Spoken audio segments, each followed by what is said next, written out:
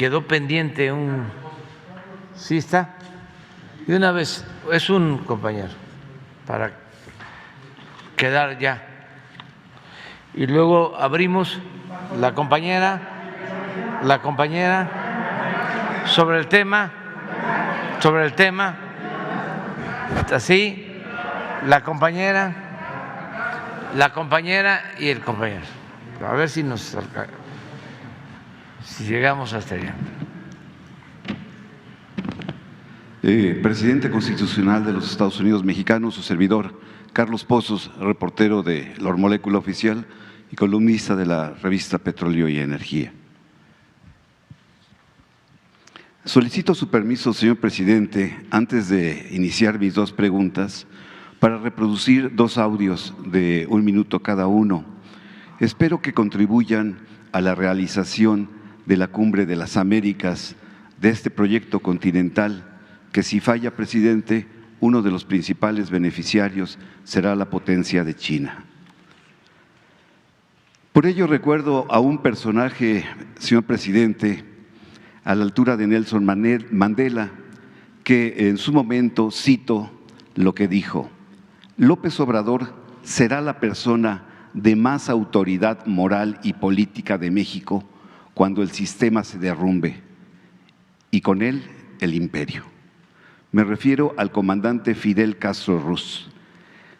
Y es que en su momento, recordemos lo sucedido en la cumbre extraordinaria del 2004 en Monterrey, Nuevo León, cuando Fidel Castro conversa con Vicente Fox y quien le dijo: me acompañas a la comida y te vas. Este audio, señor presidente, nos recuerda cómo se quería hace 18 años excluir a Cuba, como ahora se le quiere volver a excluir a Cuba, Venezuela y Nicaragua del Club de los Democráticos. Y el segundo audio, señor presidente, dejó usted una tarea de buscar el audio de Ciro Gómez y Genaro García Luna. Si me permite, es una pequeña, 1 minuto le digo, de la entrevista en donde 2 ocasiones Ciro admite sus visitas al C5 para ver documentos y tomar café. Y también se observa el buen trato dado durante toda la entrevista de 25 minutos por Ciro y su equipo de trabajo. Si me permite reproducir los audios. Bueno, vámonos. Sí.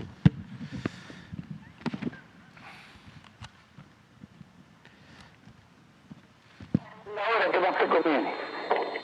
Pues mira, como lo estás señalando, 10, 11, 12 de la noche para que te instales y puedas de ahí pues descansar y estar a las 10 de la mañana. De acuerdo.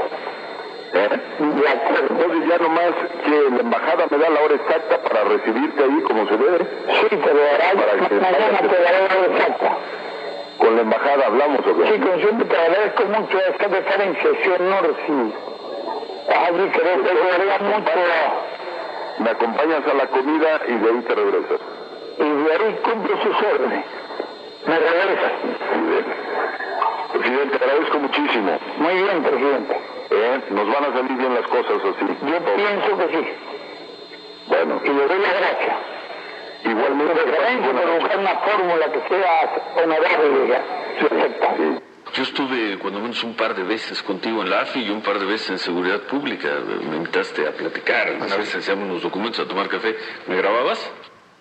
Nunca tuvo contacto con ningún miembro de la delincuencia organizada, ni una reunión en privada, ni una llamada telefónica, ninguna comunicación. Nunca. ¿Y como director de la AFI? Como parte de estrategia de contacto, nunca. Y además, yo he hecho pensar algo más. ¿No tenías un equipo que buscaba algún acercamiento para obtener información? Nunca. A ver, ¿qué quiero ser antecedente? Para que… Nunca, así de claro, nunca.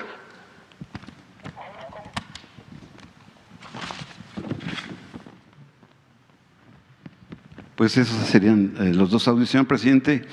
Presidente, todos los mexicanos, el lunes salió a medios el líder de la central de la FEDSE, Joel Ayala Almeida, y dijo que la Federación de Sindicatos de Trabajadores al Servicio del Estado, que suman 82 sindicatos, exigen respeto a la autonomía sindical en los procesos de revocación de dirigencias como usted lo ordenó.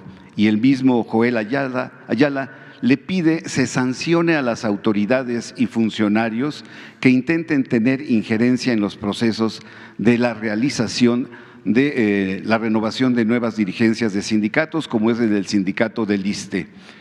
La pregunta es, señor presidente, ¿qué le responde usted a estas exigencias y si dará usted alguna indicación a la Secretaría del Trabajo?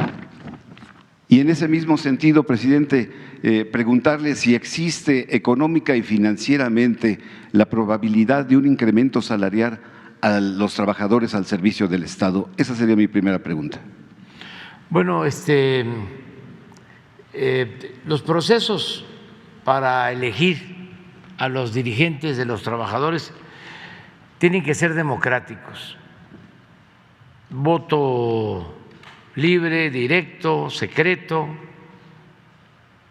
y no debe de intervenir más que el trabajador. Ellos son los que van a decidir, ni líderes ni autoridades. Y hasta ahora, a pesar de la complejidad y de la mala costumbre, así se han venido renovando las dirigencias sindicales. Y yo espero que continúe de esa forma. Depende mucho de los trabajadores, porque ya no hay la excusa de que desde el gobierno prefieren a fulano, a merengano, a perengano, fulano, mengano y perengano. Fulano, mengano y perengano. Ya aquí no hay preferencia, como era antes, que el líder sindical lo nombraban desde el gobierno. Esto lo digo por los jóvenes, porque a lo mejor los jóvenes no tienen esta información. Y lo otro es que también los líderes eran los que decidían, los llamados líderes charros.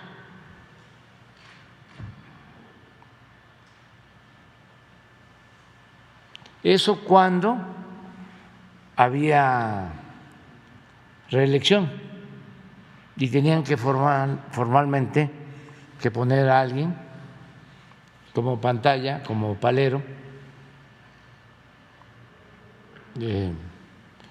y ellos seguir dominando. Eso ya no, pero depende del trabajador. Tiene la gente que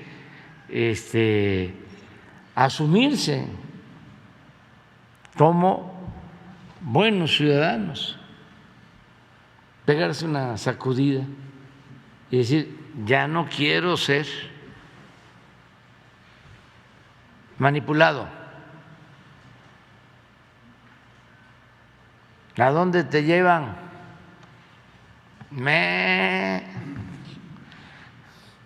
Ya no.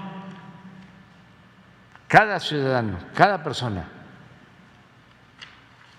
libre, voto libre, secreto, lo que dicta la conciencia.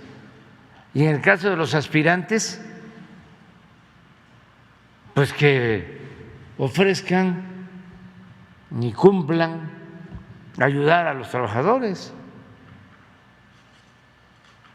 porque en la mayoría de los casos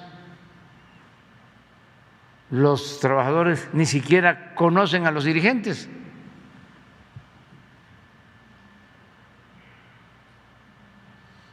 no saben quiénes son sus dirigentes. Ahora en la reforma laboral se logró también, y es algo importante, que antes de que firmen un contrato colectivo, los dirigentes, ese contrato colectivo se pone a consideración de los trabajadores, para que no firmen a espaldas de los trabajadores algo que les perjudique. Son de los avances que se han registrado. Entonces coincido con el dirigente Joel Ayala de que en libertad y que ningún funcionario participe. ¿Y la posibilidad de un incremento a los trabajadores Sí, del servicio del Estado? ya empezamos con los maestros. Vamos a continuar con los soldados, marinos, policías. Luego van a ser médicos, enfermeras. ¿Por qué? Todo tiene una explicación. Si no, imagínense nuestros adversarios, ¿no? Que estamos dejando a los médicos y a las enfermeras al final y que ponemos por delante a los soldados y a los marinos. Se trata de dejar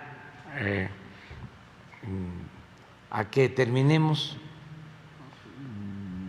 de la contratación y de que funcione el sistema de salud pública, ya que tengamos resuelto lo que es el sueño que se va a convertir en realidad, la atención médica, los medicamentos gratuitos. Vamos a garantizar el derecho a la salud a todos, que el que se enferme en este país, aunque viva en una comunidad marginada, de las más apartadas del territorio, tenga el derecho a ser atendido por un médico, que se le puedan hacer estudios, análisis clínicos, que pueda ser atendido si se requiere con una operación, una intervención quirúrgica, que se le entreguen todos los medicamentos gratuitos, prótesis, todo. Ese es el sueño que vamos a convertir en realidad. Pero estamos trabajando para que estén en buen estado los hospitales, desde el primer nivel, unidades médicas rurales, centros de salud, hospitales de segundo nivel, ¿sí?, hospitales de especialidades. Eso es lo que estamos ahora construyendo, y esto significa pues que tengamos todos los médicos para todos los turnos, también para fines de semana, médicos generales y especialistas, que no falten los medicamentos, y vamos a regularizar a todo el personal de salud. Solo doy un dato: se han regularizado desde que estamos en el gobierno 650,000 trabajadores de la educación. Nunca se había hecho eso. Es decir, se han entregado sus plazas a 650,000 trabajadores de la educación. Lo mismo vamos a hacer con los trabajadores de la salud.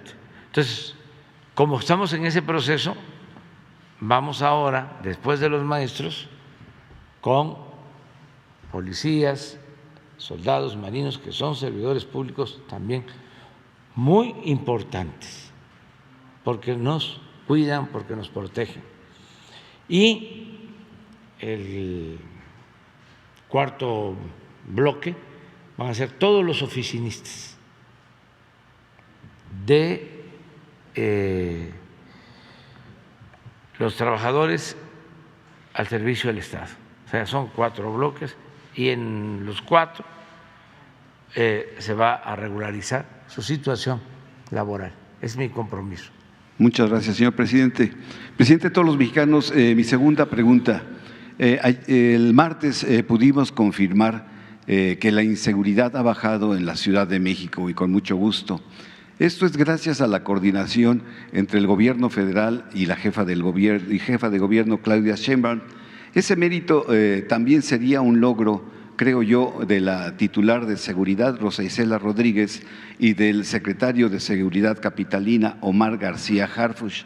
La pregunta es, señor presidente, ¿cuál es su opinión al respecto del trabajo que ha hecho el titular de la Secretaría de Seguridad capitalina, Omar García Harfuch, así como de Rosa Isela, y qué calificación le da a estos 2 funcionarios y también qué calificación le daría al actuar, al desarrollo en estos 3 años, 5 meses a su gabinete legal y ampliado? Bueno, en materia de seguridad es notorio el avance en la Ciudad de México. Es de las ciudades más seguras. Se dijo, y se puede probar, que es más segura que varias ciudades de Estados Unidos. La Ciudad de México es más segura que Nueva York. Yo sé que esto no les va a gustar a nuestros adversarios, pero como ya no se enojan tanto, antes se ponían coléricos, ahora ya no tanto, y ya no hay que enojarse, pues, o sea, para nada. Más segura la ciudad que Chicago y que otras ciudades de Estados Unidos y del mundo. Y pues yo fui jefe de gobierno en la Ciudad de México del 2000 al 2005. ¿Y qué les puedo decir? En homicidios es lo mismo. Nosotros bajamos los homicidios. Eran 3 homicidios diarios cuando llegamos y dejamos, creo que en 1.8, pero ahora, después de 20 años, está igual o menos. No sé si tenemos ahí el dato de hoy o de esta semana de homicidios en la ciudad. Creo que es 1.6. Está en el lugar 24 de las 32 entidades federativas, tomando en cuenta la población. 1.9. Y fue exactamente. Que no solo es mérito de quien les habla. Aquí estuvo Alejandro Encinas, hizo una buena labor, él fue mi sustituto, y luego estuvo Marcelo, hizo también buen trabajo, y donde se desquició fue por aquí. Y aquí ya empezó a bajar. Y miren, y ayer hablaba yo, o antier, que estuvimos en la Ciudad de México, en las oficinas, en el antiguo ayuntamiento, de que muchos extranjeros estadounidenses jóvenes están viniéndose a vivir a la Ciudad de México. Hay seguridad en la Ciudad de México y es un equipo, desde luego, la jefa de gobierno está todos los días atendiendo el problema. Tienen ellos una peculiaridad. Nosotros nos reunimos de lunes a viernes de 6 a 7 de la mañana para recibir el parte sobre delitos, el reporte sobre delitos cometidos en todo el país. Nos reunimos todos, pero en el caso de las autoridades de la Ciudad de México, también sábado y domingo, es decir, son todos los días. Y el jefe de la policía de la Ciudad de México está haciendo un buen trabajo y lo mismo la procuradora Ernestina Godoy y Rosa Isela me ayuda muchísimo, mucho. La secretaria de Seguridad Pública y Protección Ciudadana, hasta me reclamaron que ahora que dije que todos los que estaban podían ser candidatos, no la mencioné a ella, pues también aprovecho, porque está haciendo una muy buena labor, Rosa Isela. Entonces, así estamos y eso es lo que puedo contestarte.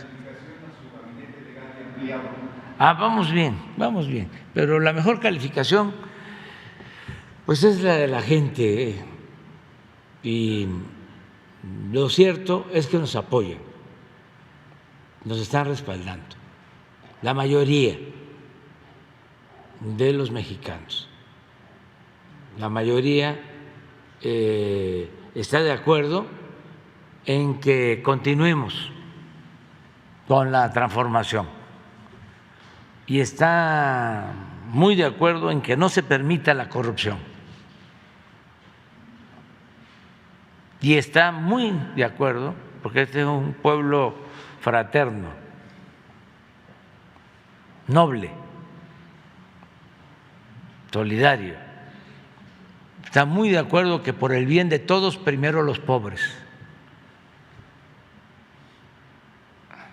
Hay, desde luego, quienes no piensan de esa manera, los respetamos, pero la mayoría sí está aprobando las acciones del gobierno en todas las encuestas. No hay una encuesta, ni la que hace el que era de el CISEN cuando Calderón, ni en esa reprobamos. Ya estoy presumiendo mucho, ¿eh? Quedamos. Gracias, presidente. Buenos días. Nancy Flores, de la revista Contralínea. Presidente, buenos días también al subsecretario. Presidente, en la revista Contralínea vamos a insistir en este tema de los refugios para víctimas de trata, menores víctimas de trata de personas, de Rocío Orozco, porque en el expediente que nos entregó la secretaria Rosa Isela Rodríguez se revelan varias cosas. Primero, decir que la Procuraduría Federal de Protección a Niñas, Niños y Adolescentes está buscando regularizar estos refugios y con ello pues lo que se permitiría es que sigan operando y esto es lo que se revela en ese expediente que nos entregó la secretaria de Seguridad. También se revela que hasta mayo, es decir, hasta el 10 de mayo que estaba fechado este expediente, no se encuentran dentro del registro del padrón que tiene la Secretaría de Gobernación estos refugios y que todavía hay 21 menores de edad que forman parte o que están pues bajo la custodia de estos albergues. También se revela, por ejemplo, que la quinta carpeta de investigación, porque aquí se incluyen varios expedientes, entre ellos uno que entrega la Fiscalía General de Justicia del Estado de México, que el quinto expediente que corresponde a las responsabilidades de Rocío Orozco y de las personas que estaban al frente de estos refugios, pues no se da ningún reporte de ello. Se habla de los otros 4 expedientes, pero del quinto no.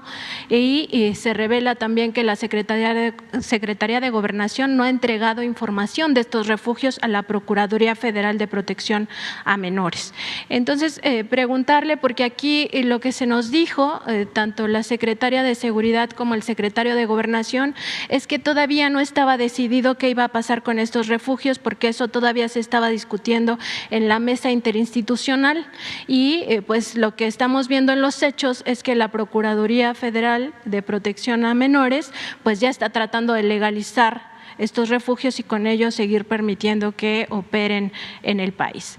También lo otro que queríamos preguntarle es si la Secretaría de Salud y el DIF nacional, porque la Procuraduría de Protección a Menores depende del DIF nacional, que a su vez depende de la Secretaría de Salud, pueden hacer una evaluación de si realmente ese es el camino conducente para ya mejorar la situación. Se revela en este expediente que fue hasta marzo de 2022 cuando se certificó al personal de estos refugios, es decir, se sigue comprobando lo que ya había dicho en su momento la Comisión Nacional de los Derechos Humanos en esta recomendación 72/2022 de que pues no tienen personal capacitado, o al menos no lo tenían hasta marzo pasado, y que pues estos menores no sabemos cuál es su situación actual, cuando en el pasado pues lo que nosotros descubrimos en esta investigación es que los niños quedaban abandonados durante las noches y fines de semana, que eso posibilitó que 3 de ellos pues fueran víctimas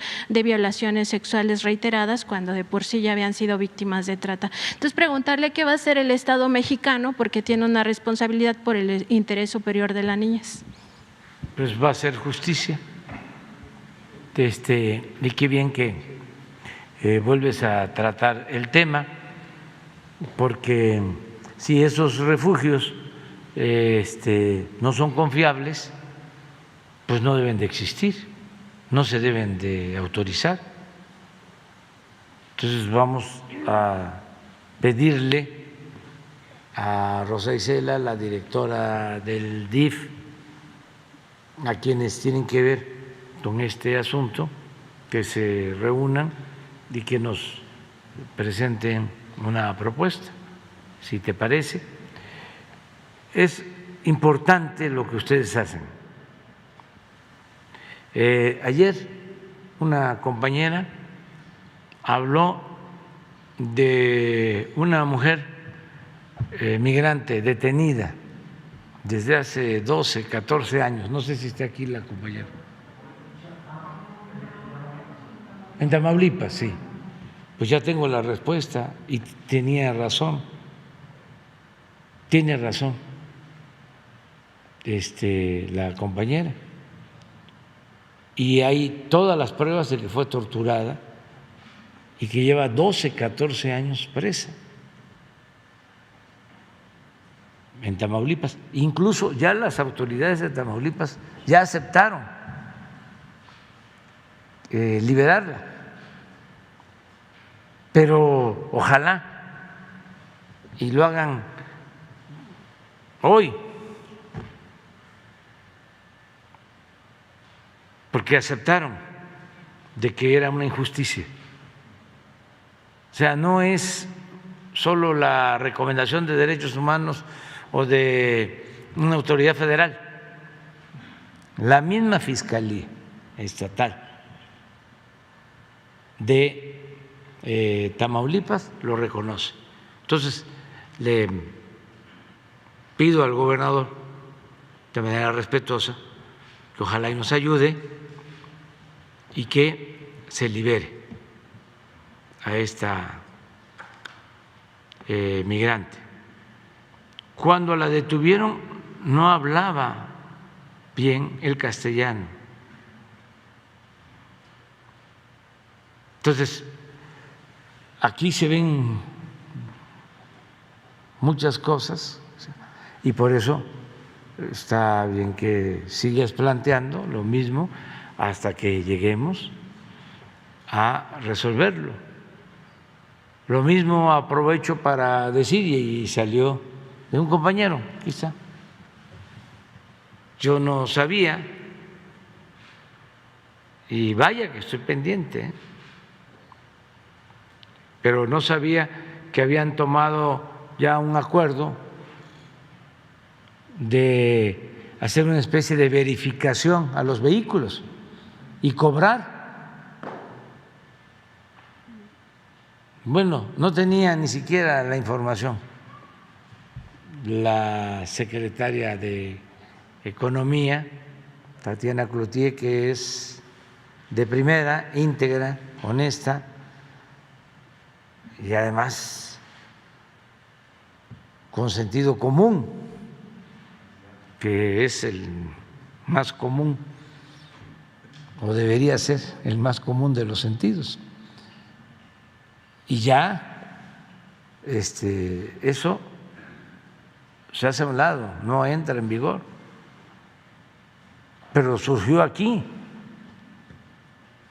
Entonces vamos a revisar lo que está planteando. Y también si en esta mesa interinstitucional se puede pedir a la Fiscalía General de Justicia del Estado de México específicamente información sobre esa quinta carpeta, porque en lo que se nos entregó pues es de la única que se omitió información y es la de las responsabilidades tanto de Rocío Orozco como de su personal en estos albergues. Sí, sí, porque no debe de haber impunidad para nadie. Sí. Entonces, vamos a seguir. También seguimos investigando esta crisis que existe en el Tribunal Federal de Justicia Administrativa. Tenemos información de que el miércoles pasado se reunieron los 11 magistrados de la Sala Superior, 10 de ellos convocaron al magistrado presidente Arturo Ansúrez para pues preguntarle todo esto que está pasando con estas carpetas de investigación, más allá del proceso electoral que sí va a suceder en enero próximo, ¿no? Más allá de eso, tienen información los 10 magistrados de que fueron presentadas denuncias ante la Procuraduría Fiscal y que ahí se abrieron 11 carpetas de investigación hacia los magistrados de esta Sala Superior. Entonces, bueno, la discusión se fue muy ríspida. Tenemos información de que se le encaró al magistrado presidente en esta reunión, se le dijo que él había sido promotor de estas carpetas de investigación, de las cuales 4 ya se convirtieron en querellas ante la Fiscalía Anticorrupción y bueno, él en algún momento de esta discusión se compromete con ellos a solicitar una reunión con el secretario de Gobernación para que les reciba a todos los magistrados de la Sala Superior y se conozca la versión de todos y también les dijo ahí, y esto es de manera textual, que él ya estaba viendo con la Fiscalía Anticorrupción que se cerraran esas 4 querellas. Aquí la pregunta, presidente, es si esto no sería tráfico de influencias y abuso de poder por parte del magistrado presidente Arturo Ansúrez, de comprobarse que sí está gestionando que se cierren estas 4 querellas que ya existen en esta Fiscalía Anticorrupción, porque finalmente él es titular de un tribunal y este tribunal pues tiene ciertas atribuciones que ya lo veíamos la vez pasada, es donde por ejemplo los grandes contribuyentes se quejan de que el SAT les está cobrando o de que no les está devolviendo la cantidad que ellos quisieran de impuestos. Sí, ya lo está viendo el secretario de Gobernación. Y lo va a seguir viendo, Adán Augusto López Hernández. Ya me informó, y aquí también se dio a conocer, ¿no?, de las denuncias que se han presentado. No concuerda porque tú estás sosteniendo que son más las denuncias. De todas maneras se va a revisar y él va a seguir atendiendo este asunto y aquí vamos a informar sobre lo que está sucediendo en el Tribunal Administrativo. Hay elecciones, tú mismo lo estás. En enero del año que entra. Eso es, y ya empezó, ¿no?, la temporada. Entonces, Por eso también se dan estas cosas, ¿no? No quiere decir que no puedan haber presuntos delitos, actos indebidos, incluso corrupción, pero se precipita todo, ¿sí?, por el calor, pero no que estamos ahora. No, y ahí también por el otro. Por los intereses, ¿no? Porque Sí, finalmente sí, son las sí, grandes corporaciones. Sí. Es que todos esos tribunales, o sea, no quiero generalizar, hay jueces, hay magistrados, hay ministros muy honestos, rectos. Ayer, por ejemplo, hizo unas declaraciones, una propuesta muy avanzada para enfrentar el feminicidio, el presidente de la Suprema Corte de Justicia, Arturo Saldívar. Yo apoyo esa propuesta para que en los estados las mujeres agredidas puedan acudir también a instancias federales y tengan abogados que les ayuden, porque muchas veces es gente humilde que no tiene para pagar abogados privados. Entonces ayer habló él de este tema y hay gente en el Poder Judicial recta, íntegra, no todo está podrido. Entonces tenemos que ir limpiando, seguir limpiando, porque sí estaba muy avanzada la gangrena de la corrupción. Poco a poco se ha ido avanzando y vamos a seguir, ¿no?, pendientes de eso. ¿Y el secretario de Gobernación podría reunirse con todos los magistrados de la Sala Superior para conocer toda la versión completa? Sí. Como amable, ¿cómo se le llaman los abogados? Componedor. Amable componedor. No oficioso, sino que el facilitador, conciliador. Eso podría ser. Y, presidente, en un último tema, en la revista Contralínea publicamos ya varios reportajes acerca de cómo gasta la Universidad Nacional Autónoma de México el presupuesto. Un expediente de auditoría interna revela que hubo una defraudación importante por varios millones de pesos que cometió una empresa estadounidense de nombre Arrayet Corporation. Esta empresa supuestamente le vendió un equipo de avanzada a uno de los institutos especializados de la UNAM y esta compra se pretendió hacer con dinero del CONACYT, además del dinero propio de la Universidad Nacional Autónoma de México. El problema fue que la UNAM pagó por adelantado las 2 veces que contrató y el tema ya está en tribunales de Estados Unidos debatiéndose porque nunca recibió el equipo, ni la primera vez y la segunda tampoco, pero además resalta que cuando le devuelven ya el dinero los vuelve a contratar y le vuelve a pagar de forma inmediata y a la fecha no ha recibido ese equipo que además, pues como es tecnología de punta, pues va haciéndose obsoleto. Entonces, bueno, preguntarle, presidente, porque aquí hubo recursos federales que son los recursos del CONACYT y también recursos de la propia universidad que son recursos públicos, es decir, del pueblo mexicano.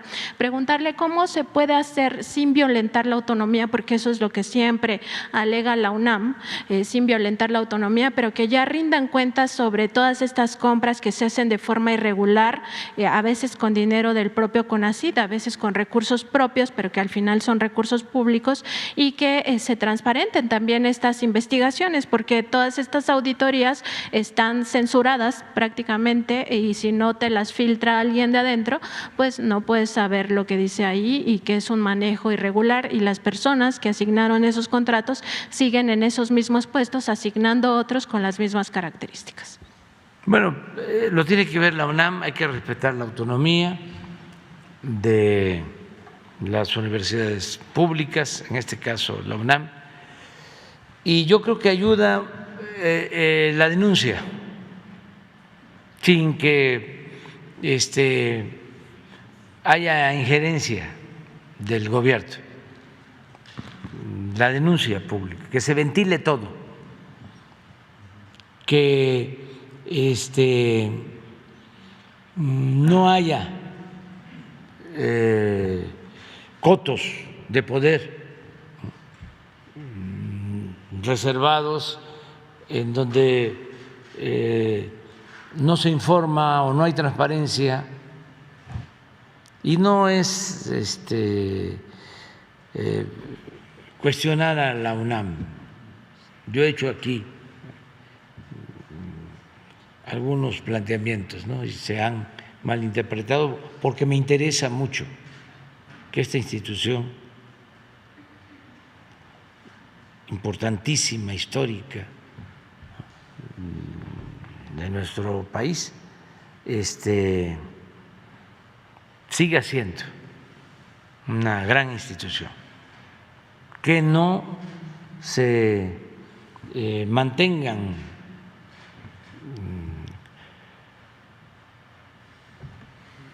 cotos de poder, influyentismo, que no coopten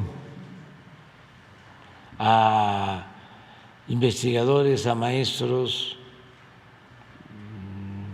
que no castiguen a los que no están de acuerdo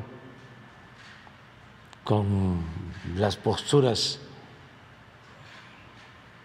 antineoliberales, porque se llegó al extremo de que la mayoría de los maestros eran aplaudidores del régimen de corrupción.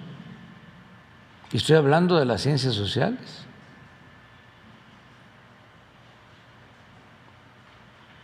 Se cundió de derechismo,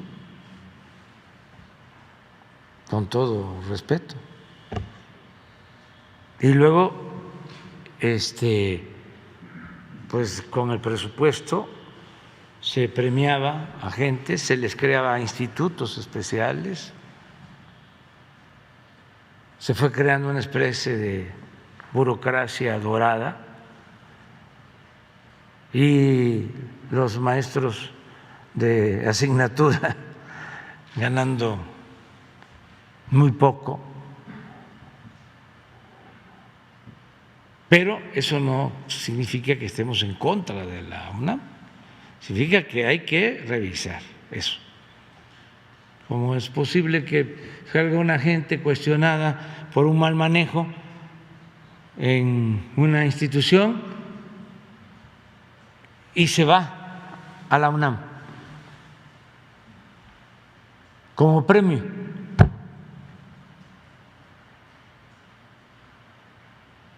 Entonces, o esto, ¿no?, que estás planteando, la posibilidad de corrupción, o el tardar tanto tiempo sin clases presenciales. Ofrezco disculpa, pero no nos importa la educación, que es fundamental.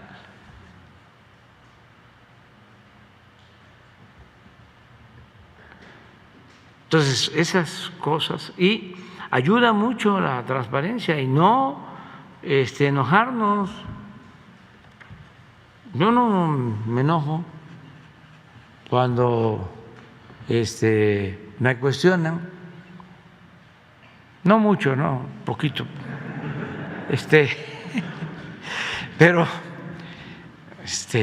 no enojarnos, vamos a buscar una sociedad mejor y ayuda mucho, mucho, mucho, mucho el que no se oculten las cosas, el que haya transparencia. Esa es una regla de oro de la democracia. Aquí tratamos, si se acuerdan, de un fraude en Pemex. No sé si ustedes lo trataron, de esta empresa famosa, Vitol, y se les hizo fácil porque se arreglaron en Estados Unidos, pagaron en Estados Unidos o llegaron a un acuerdo en Estados Unidos y luego vinieron con nosotros a decirnos: vamos a reparar el daño,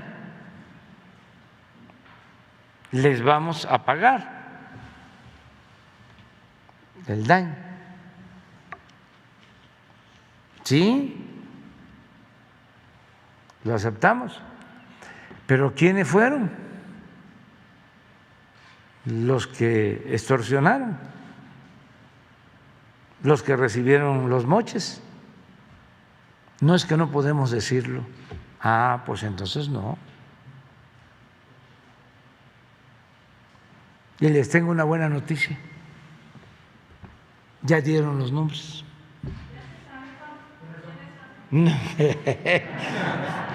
Todavía hasta ayer me enteré. Ni podría decirles porque no más vi. Ya dieron los nombres.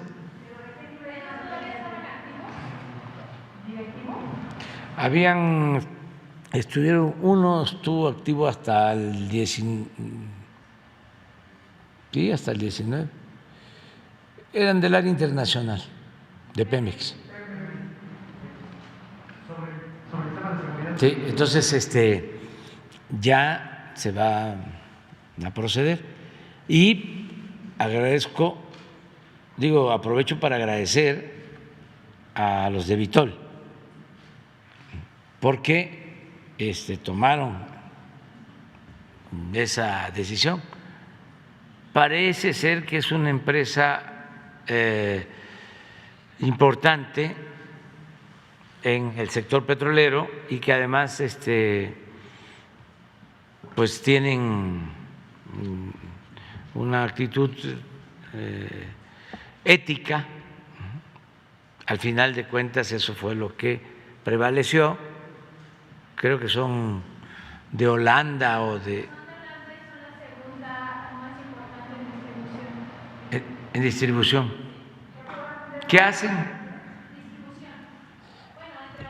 Compran, venden. La segunda más importante a nivel mundial. Sí. Entonces ya después,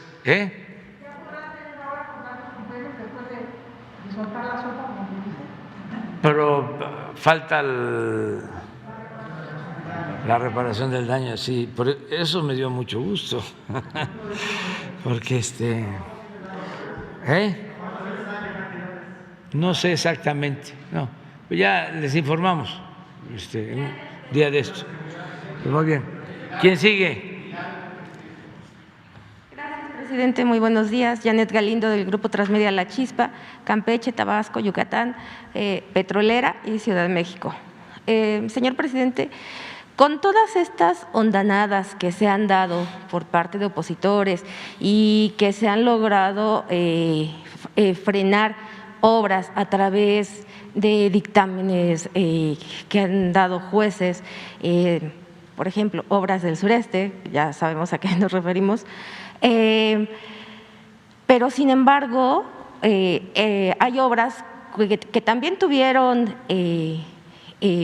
esta presencia de oposición y se han logrado hacer. ¿A cuánto estamos, a qué nos referimos en pérdidas en cuanto a tiempos, horas hombre, en cuanto a cuestión también monetaria? ¿qué tanto estamos perdiendo al detener esos proyectos que finalmente sabemos que se van a lograr? No, pues si hacemos un análisis de pérdidas, estaríamos hablando no de miles de millones, sino de billones de pesos. Por ejemplo, si no hubiésemos enfrentado el robo de combustibles, a ver si no está la nota de lo que se ha ahorrado. Y ahora tenemos que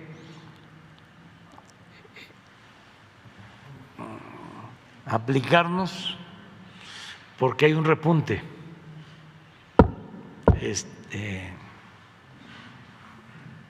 que se nos ha venido expresando de 3 meses a la fecha. Claro, nada que ver con lo que había. A 6, ¿no? Sí, de 4 a un poquito más de 6.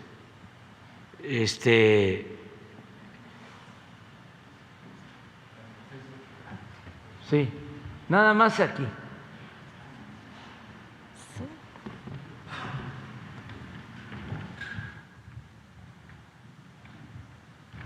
Para los que dicen que la corrupción no es nada, es el principal problema del país, que hay que acabarlo, desterrarlo. Diciembre del 18, 72,000 barriles se robaban. Cuando tomamos la decisión, fue este día. Aquí empezó el primer día. Y empezamos a bajar. Aquí se nos presentó una crisis fuertísima de desabasto.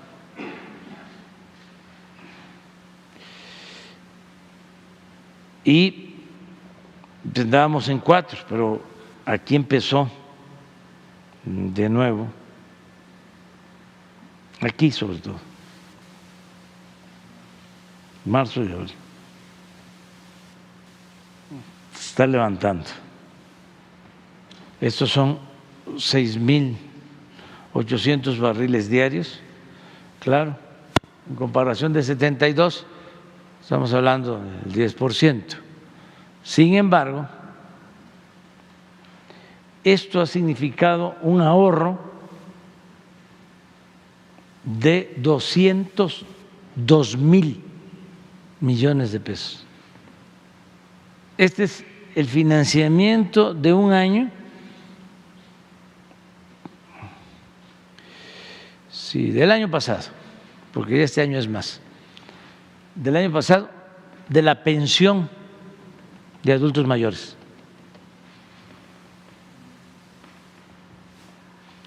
Entonces, así como eso, si le sumamos, vamos a sumarle. Pon la lista de las condonaciones de impuestos.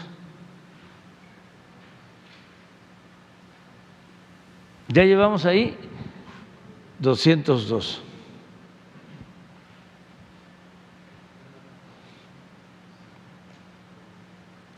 Hay un resumen.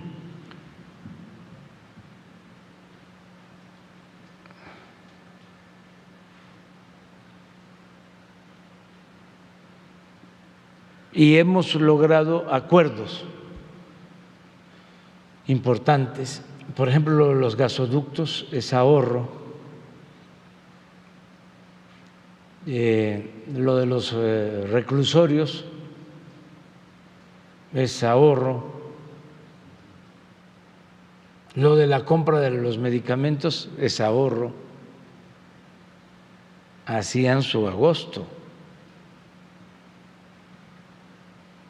Los contratos de obra lo que cobraban. En Pemex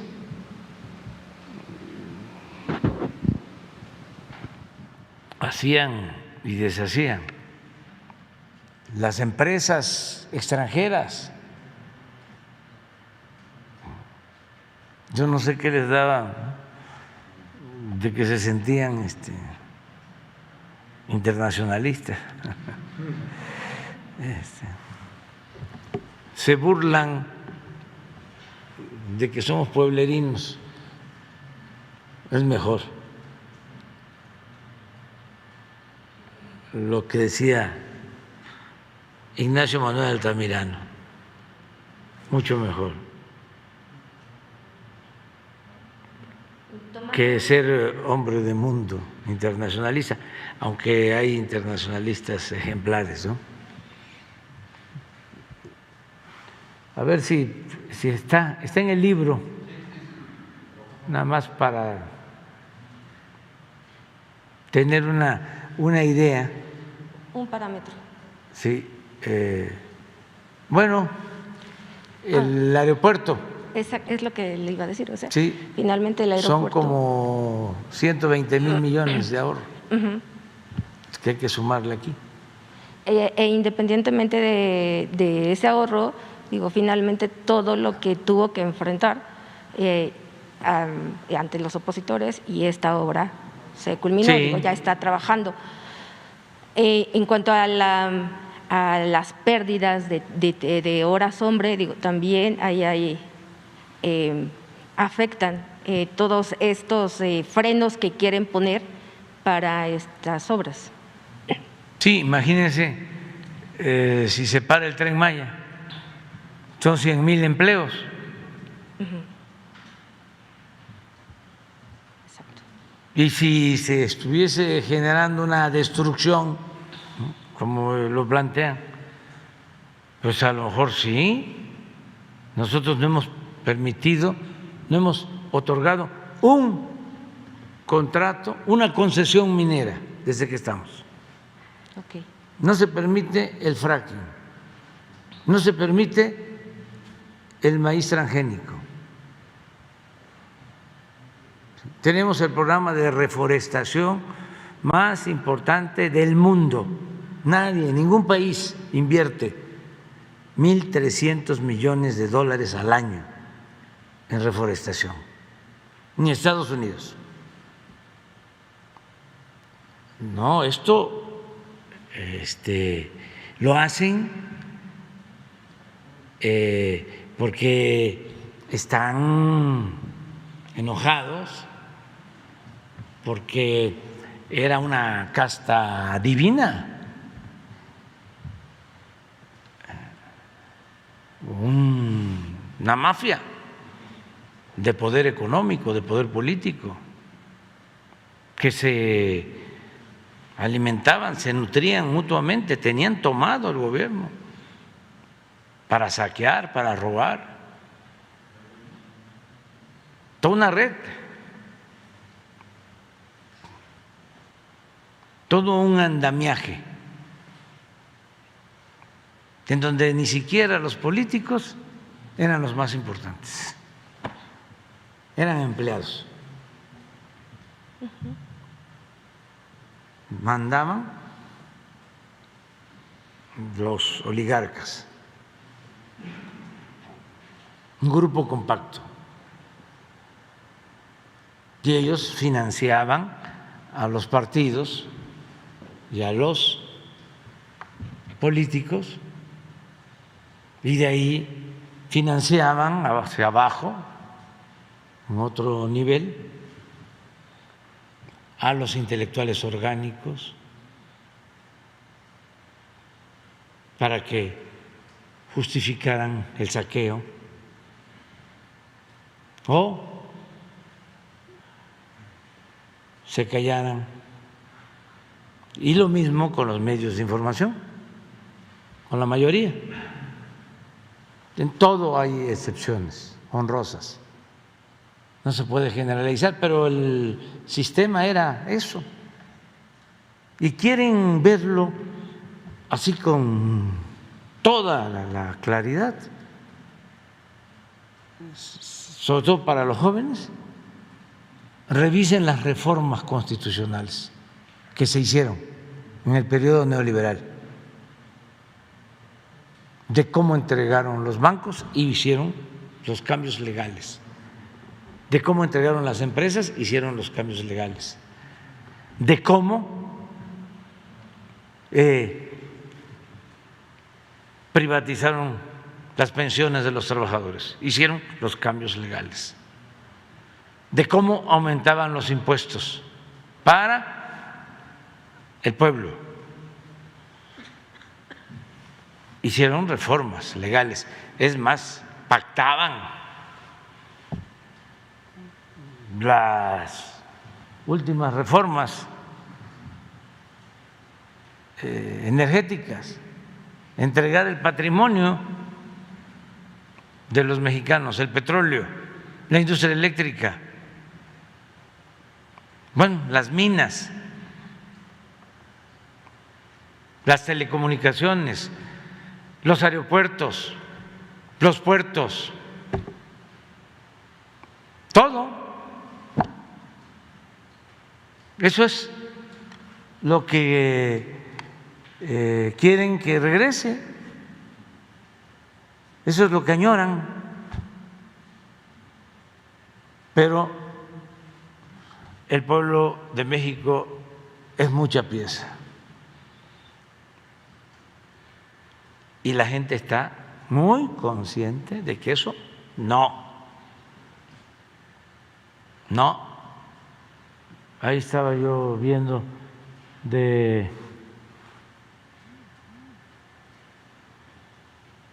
cómo no dejan de actuar en la política ciertos potentados que fueron beneficiados con el modelo neoliberal o neoporfirista, que recibían créditos de la banca de desarrollo. Por eso no nos querían a nosotros. Ellos financiaban las campañas negras, las guerras sucias en contra nuestra. Ellos le pagaban a intelectuales, corporaciones económicas, financieras, y todo eso está documentado. Miren eso. ¿Cuánto es? Son miles.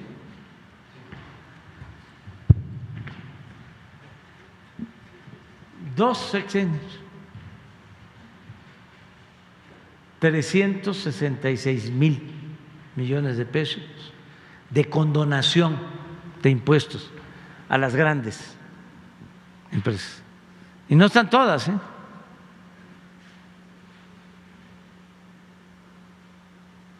Nada más si le hubiese yo seguido como iba aquí.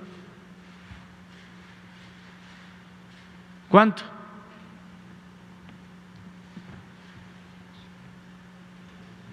$200. Pues son los 11 millones de becas para todos los estudiantes pobres. La escuela es nuestra. Alcanza para las medicinas gratuitas.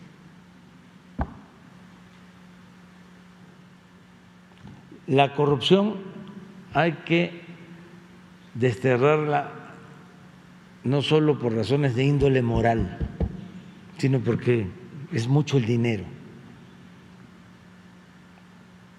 que se va por el caño de la corrupción. Afortunadamente ya estas empresas están pagando. Vamos a dar una buena noticia en la semana próxima.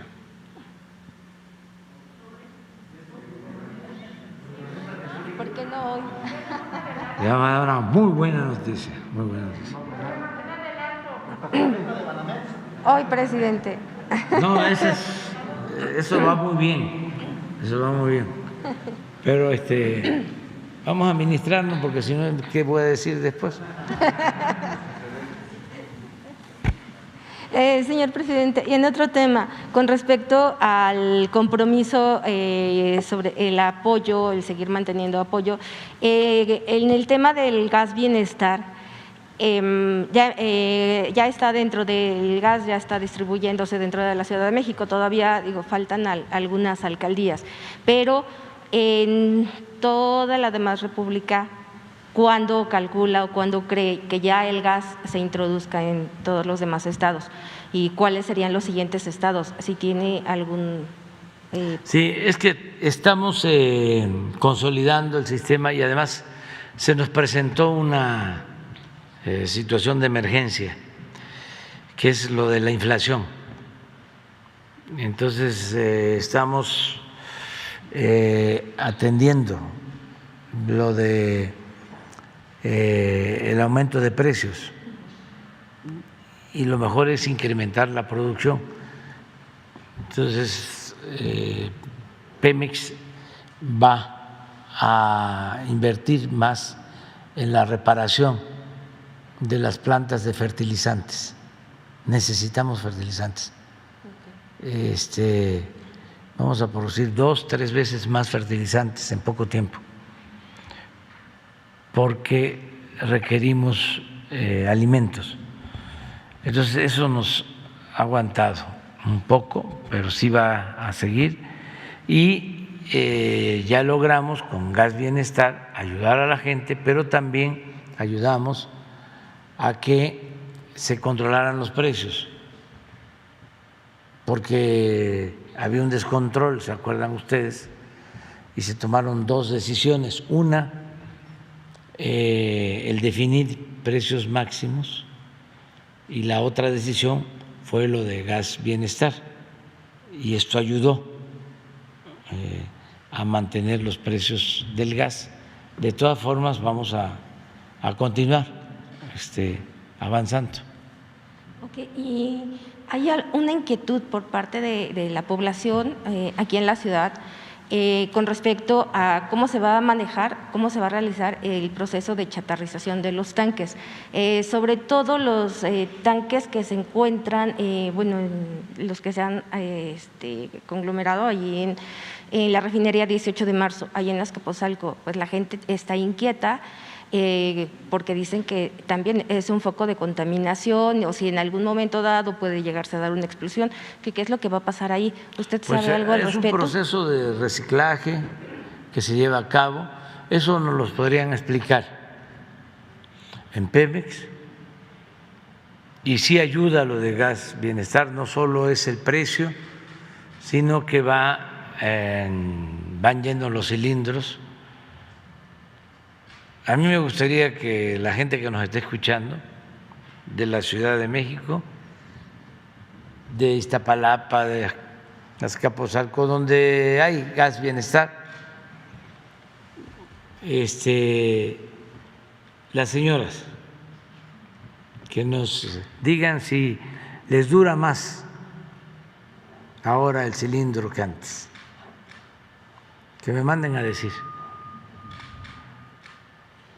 Sí, porque antes, cuando empezó, me mandaban a decir eso, que no solo era el precio, sino que les duraba más. Entonces, a ver, que me manden a decir ahora. No vaya a ser que se haya regresado a lo de antes. Muy bien. ¿Quién sigue?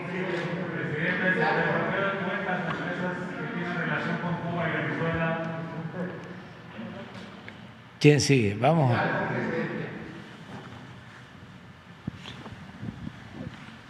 Buenos días, presidente. Ramón Flores, subsecretario, buenos días.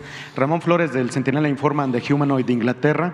Regresando al tema de lo que comentó la compañera Nancy Flores de Contralínea, hace unos días se le informó en el reclusorio femenil al ministro presidente de la Suprema Corte de Justicia sobre las acciones para generar delincuentes con pruebas falsas para cobrar vía las víctimas 4 millones de pesos por parte de Teresa Ulloa y Rosy Orozco. Se le otorgaron recursos federales e inmuebles que se desconoce su destino y usufructo. También hay más niños y niñas en el desamparo en estos refugios y se informó que los empleados de estos están amenazados de no denunciar lo que sucede en estos refugios.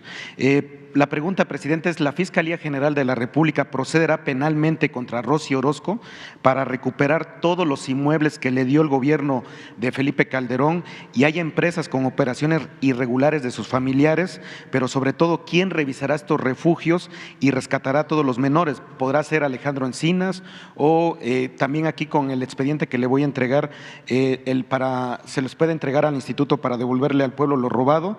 Y si la Fiscalía General de la República va a checar esto por corrupción y trata de menores. Nos dejas el informe, es lo mismo. Sí, se va a integrar. Son propiedades de Rosy Orozco. Sí, lo vemos. Ok. Nos entregas con Jesús los documentos. Sí, ahorita le entrego el expediente que traigo aquí abajo. Presidente, en el segundo posicionamiento es: cada día desaparecen 15 menores y como ejemplo continúa sin aparecer Amalia Denise Silva Santoyo, de 3 años, y en su caso ya se tipificó como desaparición forzada en Morelos. No se legisla contra la violencia vicaria y las autoridades simplemente mandan a las madres a que se distraigan en trámites administrativos por incapacidad técnica y de personal. No se tiene un protocolo de búsqueda, el Poder Judicial o las fiscalías no quieren atender este problema de fondo. Peor aún, en el Congreso de Morelos o el Tribunal Superior del Estado de México ya hay 100,000 personas desaparecidas. Presidente, le pregunto: ¿cómo y quién atenderá este problema que daña a miles de familias en México? Por lo tanto, ¿está usted dispuesto a que su consejera jurídica genere una iniciativa para atender esto a nivel nacional, o que Alejandro Encinas y la secretaria Rosa Isela reciban a la mamá de la menor personalmente para que la localicen y que se difunda la alerta Amber de la niña, que además es autista? Y aquí también le entrego la documentación. Sí, va a estar Alejandro Encinas la semana próxima aquí con el tema de desaparecidos. Él va a explicar. Va a ser la semana próxima, es que anda en una misión y no está aquí en la Ciudad de México, pero él va a informar. No sé si tengas tú algo que plantear sobre esto. Sí, quisiera comentar algo. Sí. Gracias. Como ustedes lo han visto en otros informes de cero impunidad, sobre todo en el caso de la Fiscalía de Oaxaca, hoy dimos cuenta de Zacatecas, sin hacer menos el tema sobre todo de menores de edad. También hemos detectado casos de abandono voluntario por problemas de carácter familiar o personal. Entonces, por eso hemos estado con algunas fiscalías requiriendo que, además de la alerta Amber y la boleta de búsqueda, también se reporte la localización, para también, sin minimizar el tema, tratar de atemperar y poder también comentar eso. También lo hemos comentado en el caso de algunos videojuegos como Free Fire, también, que se contactan, salen de sus lugares y afortunadamente en estos casos han regresado con bien o han sido localizados de manera oportuna. Entonces, nosotros estamos también muy en coordinación con el subsecretario Alejandro Encinas y con la comisionada de búsqueda Carla Quintana, precisamente para estos casos, pero hoy, por ejemplo, se dio cuenta de Zacatecas, la otra vez lo hemos hecho de Oaxaca y de otros lugares, pero en la esfera que nos corresponde tomamos nota para coadyuvar con las otras instancias. Gracias. Gracias. Y por último, presidente, Un tema parecido al de la migrante que estaba detenida, que esperemos que ya la liberen allá en Tamaulipas. También traemos un caso del señor Isidro Luis Morales Romero, toda vez que ha sido víctima de abuso de poder de las autoridades estatales, ya que se encuentra detenido ilegalmente e injustamente en la ciudad de Puebla. Su proceso es el 264-2009 y no hay una sola prueba legal jurídica que lo incrimine en el supuesto delito. Este caso es muy similar al de duda razonable. Presidente, la familia está pidiendo justicia jurídica y no sé, yo le voy a entregar aquí parte del expediente, si lo pueda recibir su Consejería Jurídica o Alejandro Encinas, porque este es un caso grave. O sea, fabricaban delitos o fabricaban falsos culpables, presidente, en los sexenios anteriores. ¿Se le puede entregar este expediente para que la familia sea recibida por su Consejería Jurídica o Alejandro Encinas? Sí. Pues puede ser la consejera jurídica. Ok. Muchas gracias, presidente. Muy bien. ¿A quién le corresponde? ¿A quién le corresponde?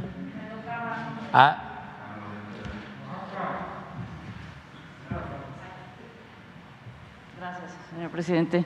Buenos días, señor presidente. Buenos días a todos los presentes. Elías Fernández, de Noticias del Movimiento Conciencia y colaboradora del programa radiofónico Iztaccíhuatl en el Sendero de la Luna.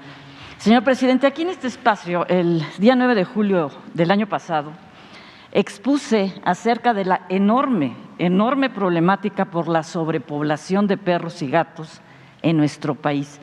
Y aunque mencioné diversos puntos ominosos por este fenómeno social que nos afecta a todos, hoy solo quiero referirme exclusivamente a las violencias extremas.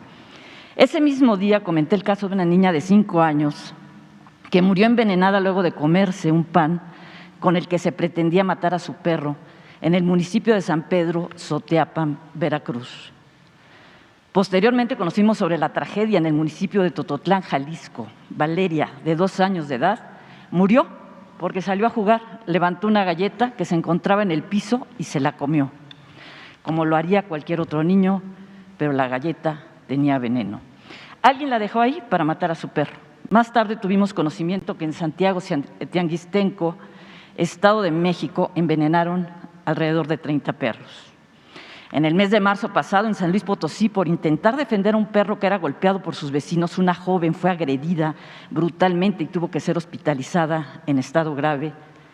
Y así podría seguir. Ayer mismo, un accidente en la carretera Matamoros-Victoria, en Tamaulipas, reveló el cargamento de más de 4 toneladas de perros y gatos muertos. Y casi siempre, en todos estos casos, prevalece la impunidad. ¿Cómo no llegar a tales extremos de violencia si el pensamiento estrecho de algunas autoridades, como las del PRI en el estado de Tlaxcala, proponen considerar a los perros como plaga? ¿Estará usted de acuerdo, señor presidente, que la política de la muerte y la violencia, en vez de ir a las raíces del problema, solo destruye una sociedad? Señor presidente, por lo antes expuesto, representantes de diversos grupos de la sociedad civil que trabajan por los derechos humanos y los derechos de los animales me han pedido, si es posible, entregarle próximamente una propuesta integral fundamentada en estudios serios y rigurosos, en la ética, en el humanismo y en la experiencia fruto de una labor de décadas que han llevado a cabo estos grupos. La crueldad contra los animales erróneamente aún sigue siendo un tema minimizado en relación con los asuntos de seguridad y paz social, cuando ya está demostrada la relación que existe entre crueldad animal y criminalidad, lo que seguirá ascendiendo mientras no se apliquen políticas públicas transversales y preventivas. Dicho proyecto quizás sea de interés para la Secretaría de Seguridad y Protección Ciudadana. ¿Alguna respuesta para estas asociaciones que además ahora le piden se investigue sobre el macabro origen y destino de las 4 toneladas de cadáveres de perros y gatos que se dirigían a Estados Unidos?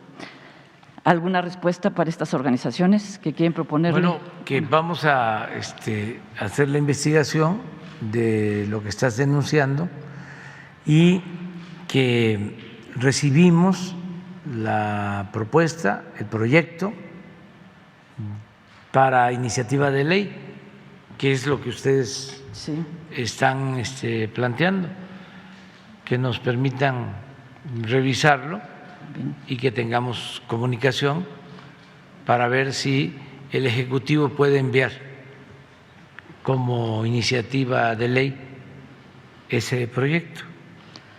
Bien, presidente, gracias. Por otro lado, quiero aprovechar para hacerle una invitación, desde luego, a todos los presentes y a quienes nos escuchan.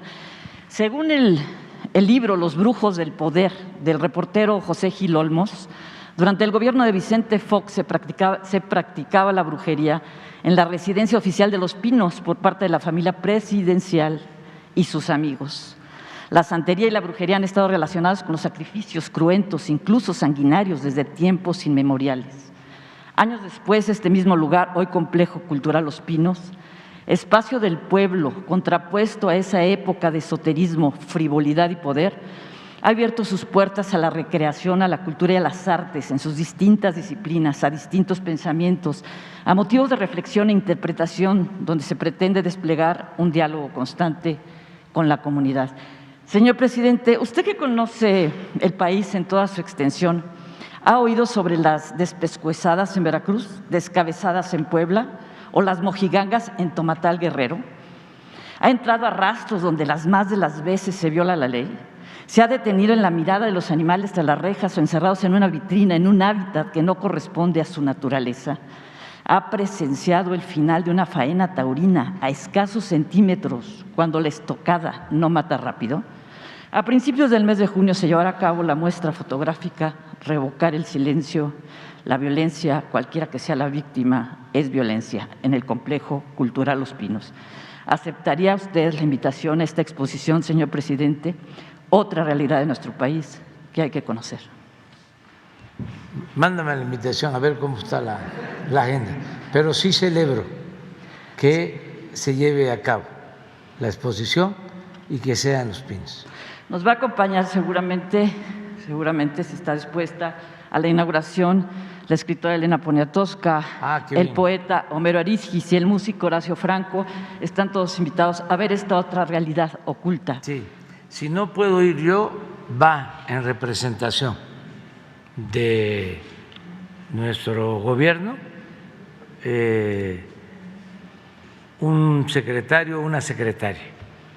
Muchas gracias. Y voy a procurar que sean los más sensibles y afines a la defensa de los animales. La secretaria de Educación, por ejemplo, es muy sensible. La secretaria de Educación es muy sensible al tema, está muy abierta. Ya está, ella va. Ok. La maestra define. Bueno, vamos a dejar a Hidalgo para el lunes. Ya es la hora del desayuno. No nos vamos a traspasar. Miren, Elenita, un abrazo cariñoso, la queremos mucho, es un ángel, es una gran escritora.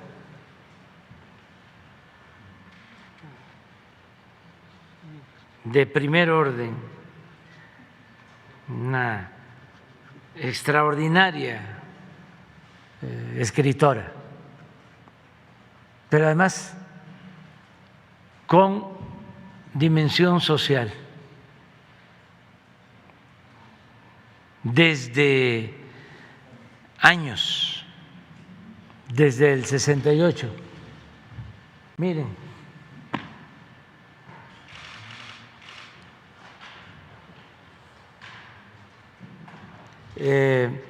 No voy a poder asistir a su homenaje, pero es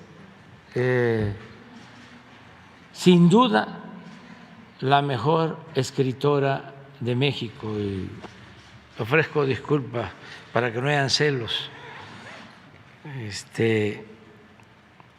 y sentimientos, pero se conjugan dos elementos, ¿no? El trabajo intelectual y el amor a la gente,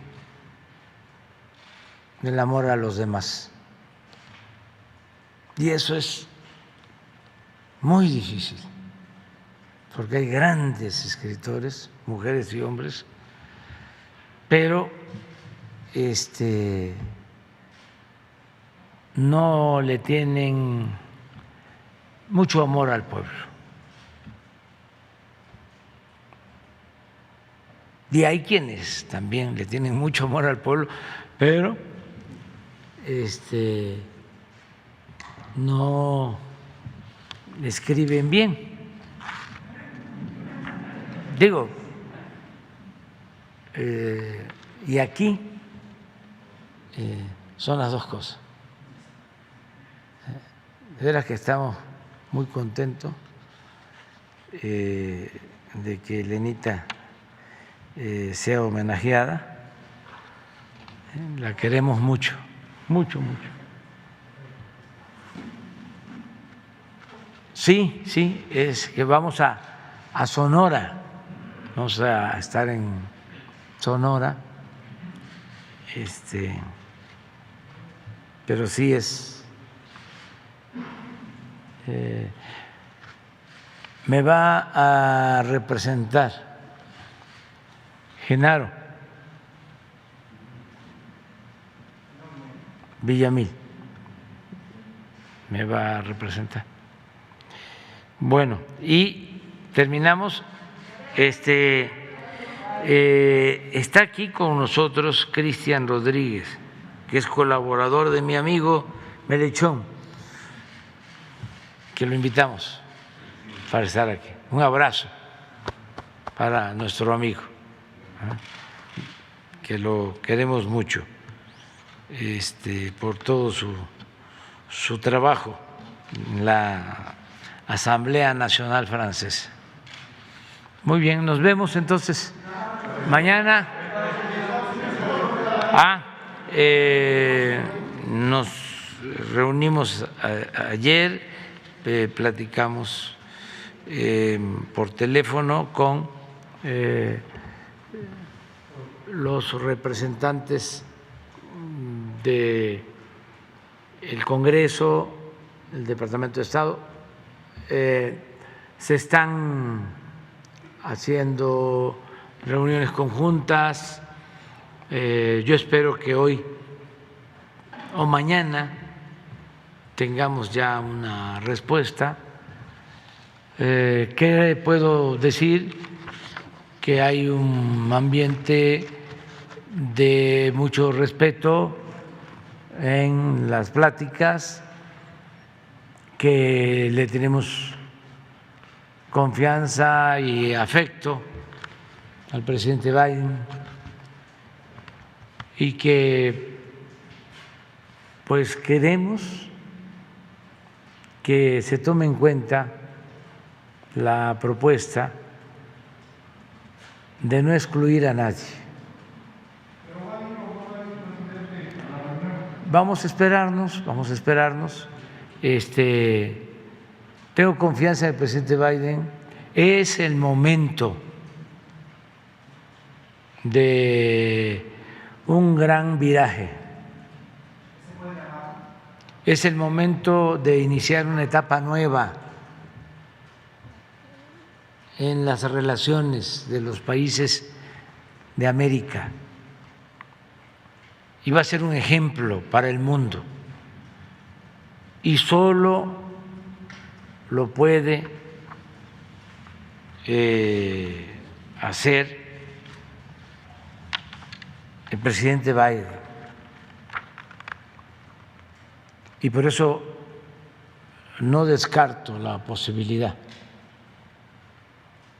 de que se logre este acuerdo. Desde luego, ustedes saben, no es nada fácil, son cuestiones muy complejas, porque son cambios de políticas viejas que datan de más de 2 siglos y que se alentaron con la Guerra Fría, pero tenemos que relacionarnos de manera distinta en América y en el mundo, y hacer a un lado la confrontación y hacer a un lado la guerra y buscar la relación de amistad entre los pueblos y evitar que por las malas decisiones de los políticos sufran nuestros pueblos. Estamos obligados a actuar con responsabilidad. Y hay veces que asuntos verdaderamente intrascendentes los sitúan los políticos o los grupos de intereses creados por encima de todo, los elevan a rango supremo. Y por lo general tiene que ver con lo ideológico, con lo dogmático, con el fanatismo.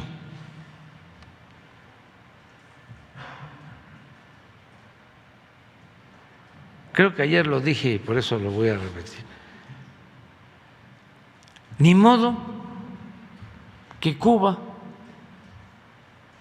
esté pensando en invadir a Estados Unidos,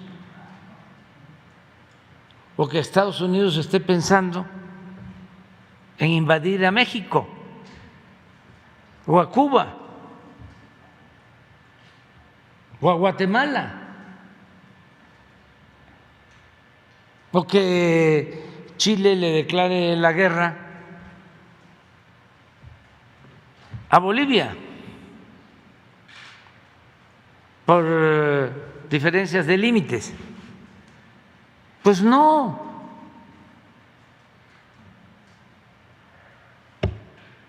Y no cometer más errores como el de no dedicar tiempo suficiente en apostar al diálogo y a la política en el conflicto de Rusia con Ucrania. Miren el daño que está causando a inocentes por un mal manejo de las cúpulas políticas del mundo, porque la política se inventó, entre otras cosas, para evitar la confrontación y la guerra. Entonces ya, hagamos a un lado todo eso y vamos a buscar relaciones de hermandad. Apostemos a un mundo donde prevalezca la fraternidad, el amor.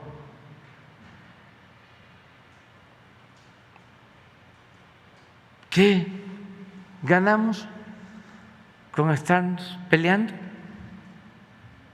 O decir, tú me caes mal porque no piensas como yo pienso.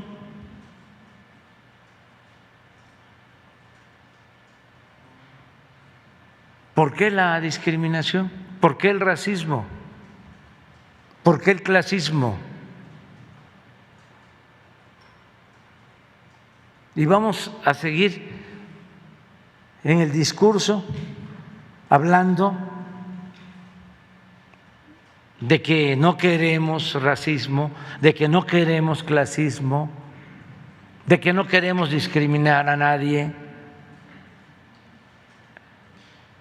de que somos libres, de que somos independientes, de que somos soberanos. Pero en los hechos demostramos lo contrario.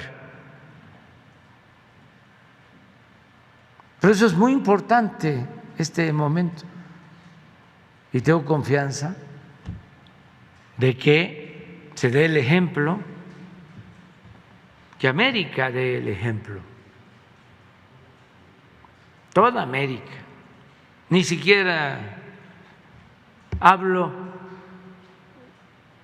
en la expresión de Martí, de nuestra América. Hablo de todo el continente americano. Entonces vamos a esperarnos y ya vamos a saber. Pronto se sabrá. Nos vemos. Hay que desayunar. Adiós.